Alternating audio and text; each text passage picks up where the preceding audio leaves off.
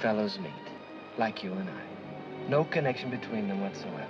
Each one has somebody that he'd like to get rid of. So, they swap murders. Fantastic, isn't it? You didn't know when Bruno proposed this pact that he was serious. Dead serious. You had made the mistake of speaking to a stranger on a train. And now, wherever you go, whatever you do, you find yourself dominated by his evil presence. And you, Bruno, to you, killing was the answer. Murder without clue, without motive. The perfect crime. Too perfect. And Anne, life looked very attractive to you, until the love in your heart became gripped by a terror that drew you deeper and deeper into this vortex of conspiracy.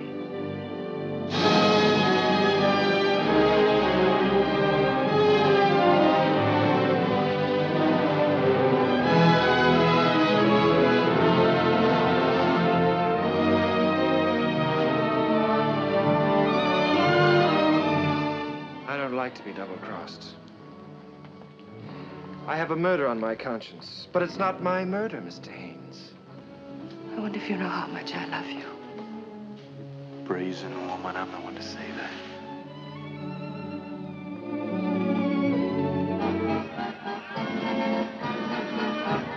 Haynes, hold it!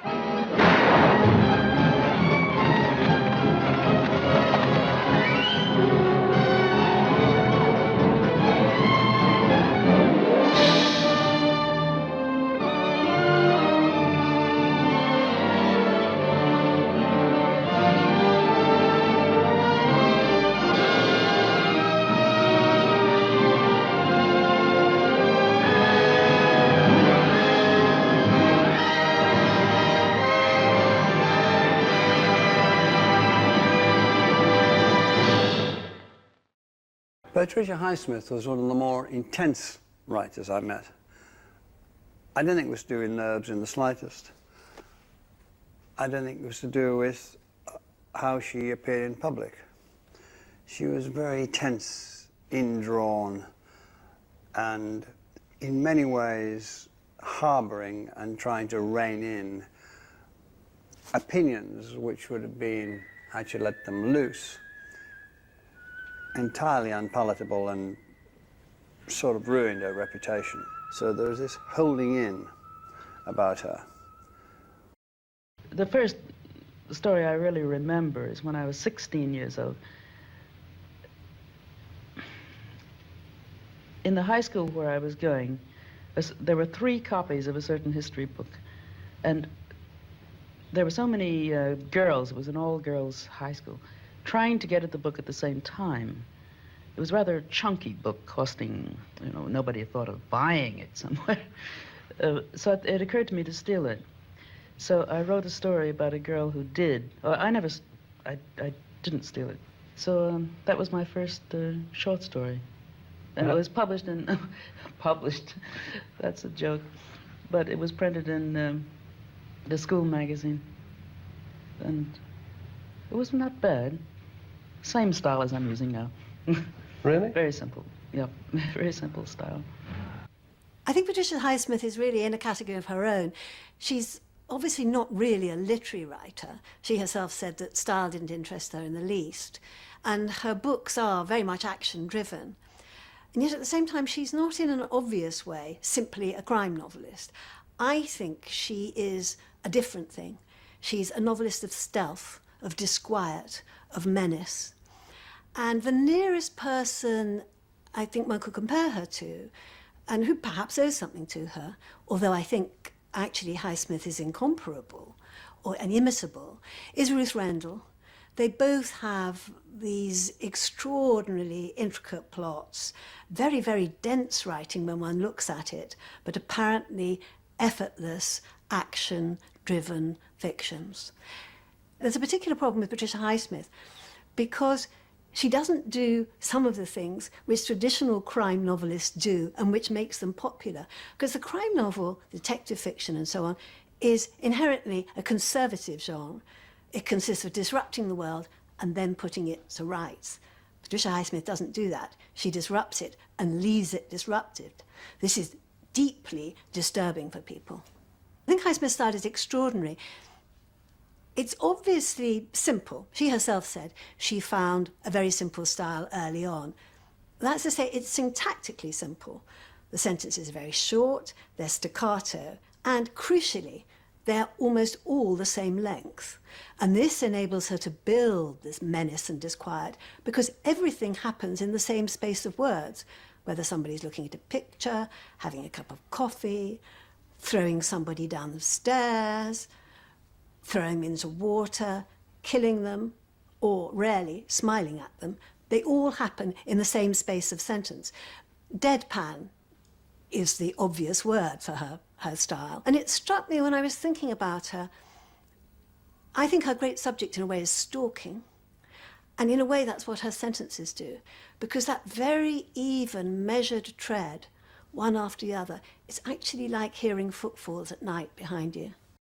You seem to be not quite so popular in America, which is where you were born, as you are in Europe. Is that, am I right in assuming that? Yes, you're certainly right. The Americans rejected, well, Edith Starry, Knopf rejected that not so long ago, and it was immediately taken by Simon & Schuster in the United States. Then the Americans rejected the Animal Stories, Animal Lover's Book of Beastly Murder, and never published it. And then the Americans rejected Little Tales of Misogyny. That's not out in the United States. Which I enjoyed, I must say, very much. But can you explain it? Is there a reason, do you think? Well, in the American, it's a matter of business, I think, which I don't completely understand, but the Americans feel that short stories, especially, are not good commercially, so why bother publishing them, you know? It's always tricky or something. Is it some fear, do you think? I mean, I've heard other writers say this, because they say they seem as if they get lost in the publicity. I mean, you know, that there's some of that fear in dislike. Well, first comes boredom for the writer, and then a kind of embarrassment. One begins to feel it's vulgar. And then, yes, one becomes lost in a way. One doesn't exist anymore. You're just like some kind of object. How much say have you had or have you had any, in the films that have been made of your books? I never tried for any, but I could do better on that.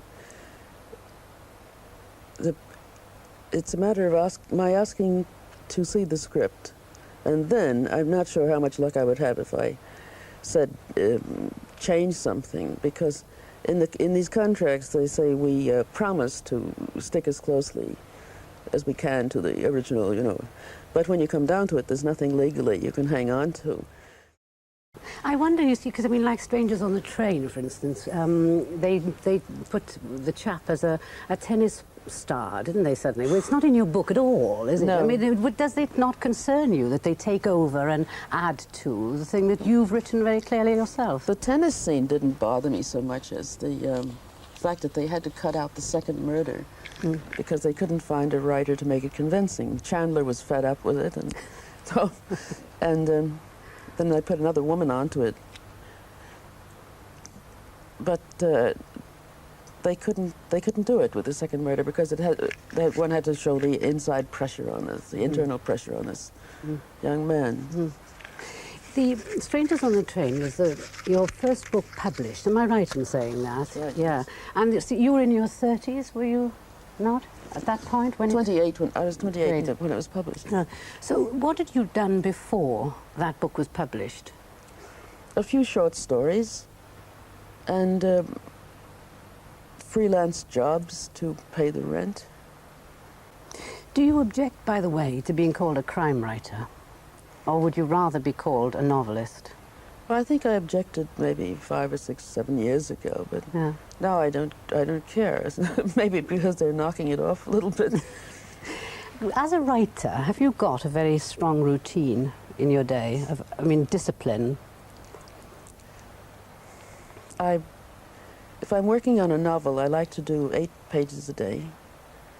And almost the same with a short story. Sometimes a short story one can do 10. And I try to to take care of the boring things in the morning, and work maybe 4 or 5 hours a day. When you say the boring things, what do you mean? Chores like shopping, writing a business letter, or things like that. Do you write in freehand, or do you type your books? Always on the typewriter. Mm. Yeah. And where do you begin? Do you begin with the plot of the book, or what?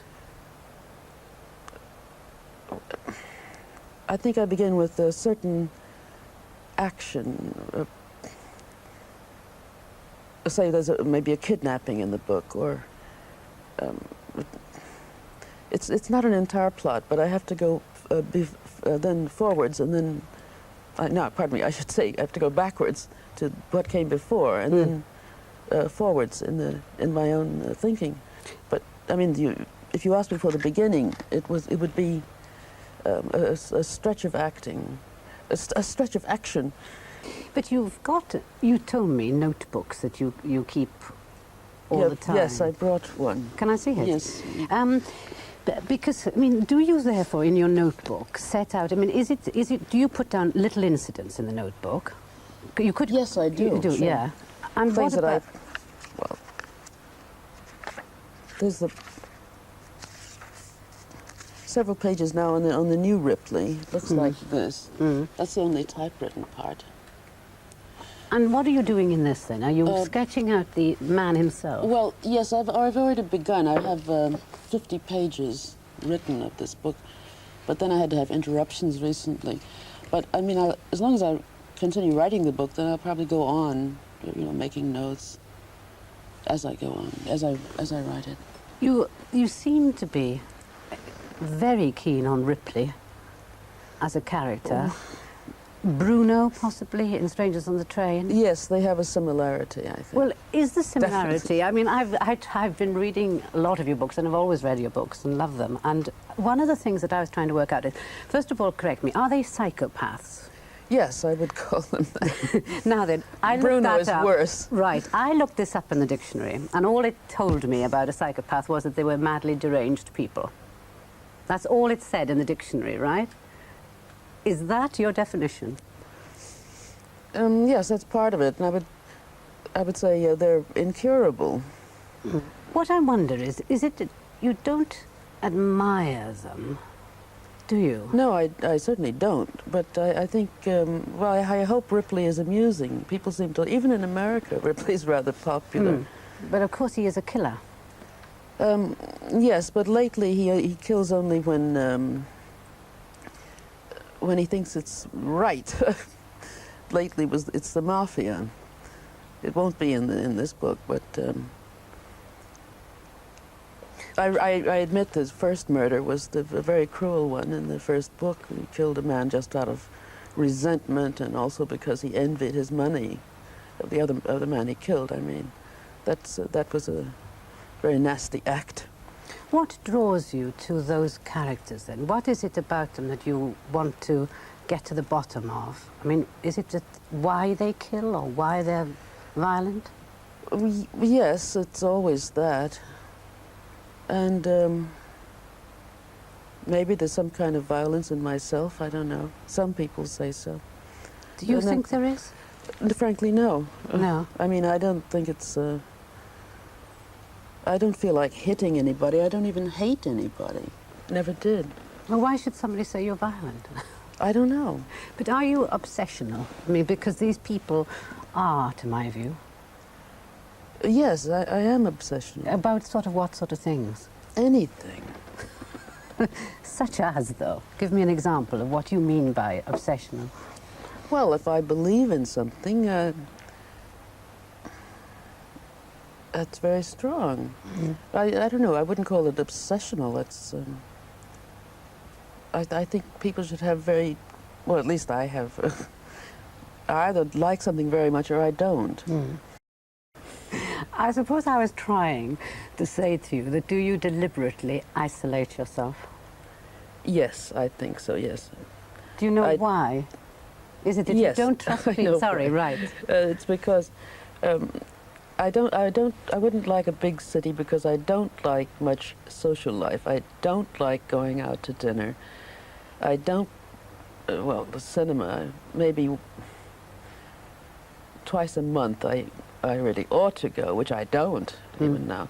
But in a city, one is bound to have more social life, something's doing in the evening, and I don't like that because I still need my evenings. I love my evenings. But are you a sort of person that, well, let's put it this way, doesn't, to say not like people, it can't be true of you because of the way you write about people, but do you not trust people, say? Oh, I do. I do trust people, yes. And I like people. I have a few friends whom I like very much, and my friendships usually last.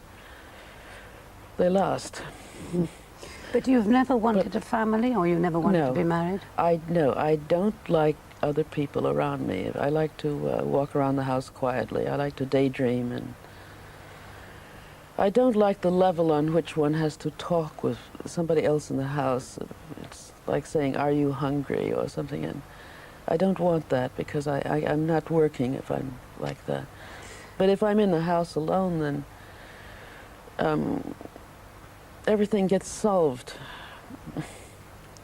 But of course, for a lot of people, being on their own wouldn't solve anything because they panic, don't they? I mean... yes, most people... well, I think it's because most people, thank goodness, they've had a happy family life, or they're used to having people around them that they like, starting with their family. But I think my family life was such a mess, it probably put a stop to that. I mean... in what way was it a mess? I mean, was it a cruel family life? No, my mother and stepfather were constantly quarreling, and I never knew where I was. I mean, whether there's a divorce brewing, and I had to change schools because my mother would get a whim to move somewhere else in Manhattan, and so the school would throw me back sometimes 6 months, and then there was a big separation when I was 12 years old, another big one when I was 16, another when I was 19, in which case I didn't care anymore. But it's not the sort of thing to give one confidence in marriage, I would say. But then, do you think that this has given you anything very difficult to overcome in yourself? No, no, as long as one is happy, and I feel reasonably happy. I think it's pretty stupid to be extremely happy, but I'm happy enough, I think. Why is it extremely stupid to be really happy? You worry me. That's what I'm often saying I am. Because the world is not exactly perfect. But you aren't frightened of things yourself then, by the sound of you. You sound as if you've somehow acclimatized yourself to what your life is. Yes, I don't think I lead such a bad life or unhappy life. No, I'm sorry, that may be what I didn't mean to infer that. I suppose it is that people think that if you've got a family, you're surrounded by some sort of comfort and love, and you manage very well, thank you very much, without it. And I'm intrigued. That's right. Well, I see. Well, you know, they say most murders take place within the family. You mustn't forget that. These terrible situations that people cannot escape from. So just imagine being stuck with that.